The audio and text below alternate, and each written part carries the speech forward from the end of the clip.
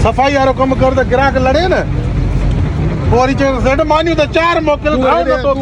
बड़ा चंगतरा ना मना फ्रूट सही ना मना हलाए परियन के मौके न दे तो को परियन के मौके दे तो तू समझिए हां हरु पर रेडी है आते हैं गरीब और मिस्किन ने जमे हमें तो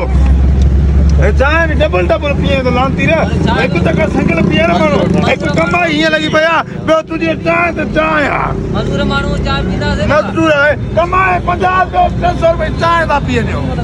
अब गाल तो बुध हां ने हिते रेडी छो आया साईं मां जी गाल बुधो मां हमेशा हिते रेडी हणदो तू आयो है हिते आई थी छो अब्बा मां पुराणो आ सजे चौक को पुछा करे असली कारोबारी बा फ्रूट जो मां के हुआ खबर है ता वडा भी कारोबारी आ चोरी जी रेडी खणी करे आई थी ते किना फ्रूट रखी करे हाने तो गाला है घट मु कहियो बुधाए तो तू रेडी हिते आई किया ओ ये करे हिया रेडी तो कडी वने और पर फशरी न कराए थे छाजी फसरी आप तू भी रोटी करे तो मां भी मां ता के चयो यार मुजो चौका मां वट भी फ्रूटा तो वट भी चरी वचा खातो रे साहब फ्रूट चौका खातो थी मैं थोड़ा भरी दो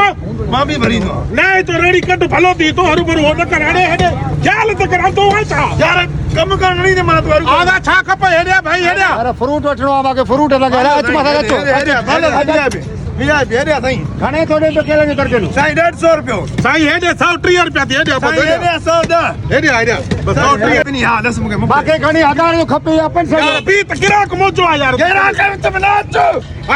गलाइस घणा खपनी साईं टाइम बटे त खपन ता घणे दिंदे मो हमें त न हाणो लांती र रेडी वारा गुंडो साईं तमीज ना गला तो यो हां ए केला भाई चिट्टी वाला ए एक चक्कर खाइंदे अरे सफा सफा बाबा ए भत्तो लगा पे हाने थप्प तने साईं भाई सही है तुझा भला लगंदा सफा 100 रुपया दर्जन आ तो सा 100 रुपए दर्जन हां 100 रुपए खड़ी 100 रुपए हां बस चलिए साईं 90 रुपए 90 रुपए हलिया 90 रुपए ठीक है हेडे मामा घणा खपनी यार माके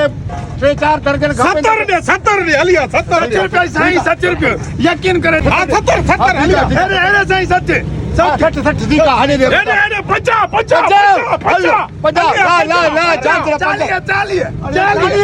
हेलो ने चले ला हेडे चलो 50 3 हेडे विजय सबला यकीन कर भी सजा तरीके हेलो ला सजा दर्जन जेके में हेडे ओ मामा 15 रुपया हलिया ठीक है हो 12 रुपया घर पहुंचाई दो मैं 12 रुपया हां 12 रुपया दरते सफा हां हेलो आने दे 4 किलो हेडे हां हेडे अब 100 रुपए में पेटी दे तो हलिया हेलो ठीक है लगा 4 पेटी लगा हेडे को तुम पेरे गिराक तुम मुझे रे बाया तीन कर गिराक मुझे हलिया नहीं गिराक हेडे तू हेडे मुझे गिराक हेडे अरे छोरा गिराक तो हरिया मत मुझे गिराक हेडे मुझे गिराक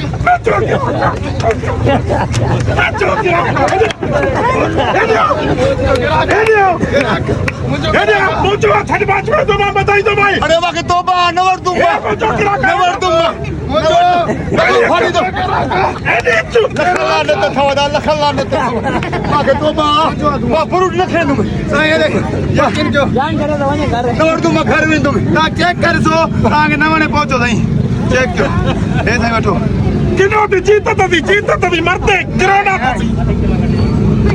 हां शो तेरा तो कटी थी मुझी ओए मरी हुई गिराक मराई तो पूरी की क्या